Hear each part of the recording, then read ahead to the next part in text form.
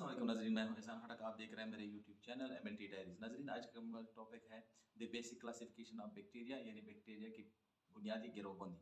नाज़रीन, हम इसको कैसे गिरोह में तकसीम करेंगे। नाज़रीन, जैसे आपको पता है कि बैक्टीरिया एक माइक्रो ऑर्गेनिज्म है जो कि आप लोग आंख से नहीं देख सकते नाज़रीन, लेकिन फिर भी हम इसकी क्लासिफिकेशन कर सकते हैं। कैसे कर सकते हैं नाज़रीन? जैसे कि मिसाल के तौर पर हम एक पेन को लेते हैं, आपको दिखाते हैं। इसमें कुछ चीज़ें होंगी जो कि हमें बताती हैं कि ये पेन है, कौन सा पेन है, किस चीज़ का पेन है, हमें बताता है नाज़रीन। जैसे कि इसकी शेप से हमें पता चलता है। इसके अलावा इसके कलर से हमें पता चलता है नाज़रीन। ये हरकत कर सकता है, नहीं कर सकता, इससे पता चलता है। ये इससे पता चलता है कि ये किन चीज़ों से बना हुआ है। ये एक मिसाल मैं दे रहा हूँ। तो उसी तरह भी हम बता रहे हैं आपको कि बैक्टीरिया के भी इसी किस्म के हम इस तरह हम क्लासिफिकेशन कर सकते हैं नाज़रीन। तो सबसे पहले आते हैं शक्ल पे कि बैक्टीरियल जो शेप होती है वो किस किस्म की होती है नाज़रीन। नॉर्मली 3 किस्म की शेप होते हैं बैक्टीरिया के। एक है कोकोई। कोकोई जो होते हैं वो स्पेरिकल शेप के होते हैं, वो छोटे छोटे बॉल्स के शक्ल में होते हैं। इनमें आते कौन से बैक्टीरिया हैं? स्ट्रेप्टोकोकस और स्टेप्लोकोकस। इसके बाद नाज़रीन आते हैं बेसिलाई। बेसिलाई रॉड शक्ल के होते हैं और ये रॉड शक्ल के होते हैं। ये मुश्तमिल होते हैं एशेरिकिया कोलाई पर और बेसिलस स्टेबलिस पर। इसके बाद आता है नाज़रीन स्पेरेला। स्पेरेला ये स्पाइरल शेप के होते हैं। ये स्पाइरिलियम और हेलिकोबैक्टर पाइलोरी पर मुश्तमिल होते हैं। इसके बाद होगी इसकी क्लासिफिकेशन सेल वॉल कंपोजिशन के थ्रू। नाज़रीन, सेल वॉल में कुछ चीजें मौजूद होंगी, इसके कंपाउंड में कुछ चीजें मौजूद होंगी, कुछ गायब होंगी, कुछ नहीं होंगी।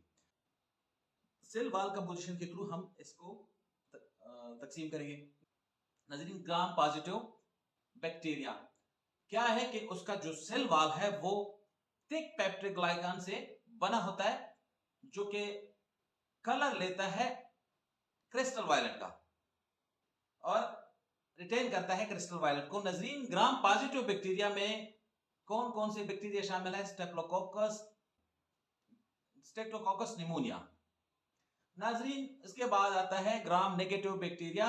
इसका सेल वॉल थिन होता है, लेकिन इसको आउटर झिल्ली होती है, उसने इसकी जो सेल वॉल होता है पेप्टाइड ग्लूकन से बना होता है ना। क्रिस्टल वायलेट कलर नहीं लेता, ये रेड और पिंक कलर लेता है। इसमें कौन कौन से बैक्टीरिया शामिल है? एशेरिकिया कोलाई यानी ई कोलाई, सुडोमोनास। इसके बाद आता है नाज़रीन मेटाबॉलिक कैरेक्टरिस्टिक यानी खूबियां, जिससे हम बैक्टीरिया को क्लासिफाइड करेंगे। नाज़रीन, आता है ऑटोट्रोपिक बैक्टीरिया। ये वो बैक्टीरिया है जो कि कार्बन को इस्तेमाल करते हैं खुराक के लिए, खुराक की तैयारी के लिए। इसके बाद आता है नाज़रीन हेट्रोट्रोपिक, जो कि यानी ऑर्गेनिक कंपाउंड को यूज करता है सोर्स ऑफ एनर्जी, यानी कार्बन को सोर्स ऑफ एनर्जी यूज करता है नाज़रीन। इसके बाद आता है फोटोट्रॉपिक बैक्टीरिया। ये वो बैक्टीरिया है जो कि लाइट को सोर्स ऑफ एनर्जी यूज करते हैं। इसके बाद आते हैं केमोटोट्रॉपिक। ये वो बैक्टीरिया है जो कि केमिकल कंपाउंड को सोर्स ऑफ एनर्जी यूज करते हैं। बैक्टीरिया जो हम क्लासिफाइड करेंगे उसको ऑक्सीजन रिक्वायरमेंट के मुताबिक क्लासिफाइड करेंगे। नाज़रीन, आते हैं ऑक्सीजन रिक्वायरमेंट की तरफ। तो सबसे पहले बात करते हैं एरोबिक बैक्टीरिया। वो बैक्टीरिया है जो जिसके लिए ऑक्सीजन की जरूरत होती है ग्रोथ के लिए। इसके बगैर वो ग्रोथ नहीं कर सकता, इंतहाई जरूरी है इसके लिए ऑक्सीजन। इसके बाद आता है एरोबिक। ये ऑक्सीजन के बगैर भी ग्रोथ कर सकता है। तो नाज़रीन, इसके बाद आता है फैकल्टेटिव एनाएरोबिक। नाज़रीन, ये वो बैक्टीरिया है कि किसी जगह भी ग्रोथ भी कर सकता है, हरकत भी कर सकता है। ये ट्रेड ऑफ जिकॉल है, इसको हर किस्म की टेक्निक आते हैं नाज़रीन। तो इसको हम क्लासिफाइड करेंगे, कैसे करेंगे? मुख्तलिफ किस्म के स्टैनिक टेक्निक के थ्रू। यानी कौन सा स्टैन टेक्निक है जिससे हम इसको क्लासिफाइड करेंगे? उनमें से आता है ग्राम स्टैनिंग, एसिड फास्ट स्टैनिंग और एंडोस्पोरिक स्टैनिंग।